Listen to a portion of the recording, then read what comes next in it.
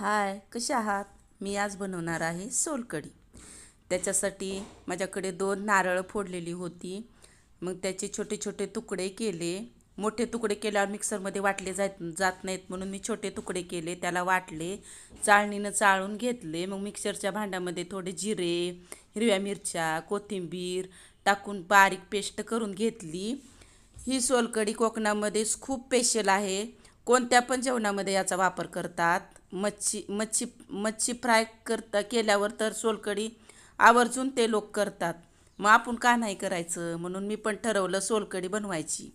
ही सोलकढी कोणत्या पण ऋतूमध्ये पिण्यासाठी खूप छान असते. लहान बाळांना पण तुम्ही देऊ शकता. लहानांना मोठ्यांना कोणी पण ही सोलकढी पिऊ शकतं.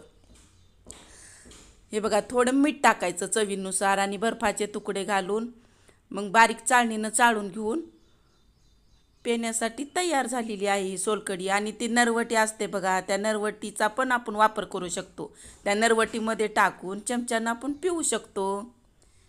थँक्यू. माझा व्हिडिओ आवडला असल्यास शेअर करा.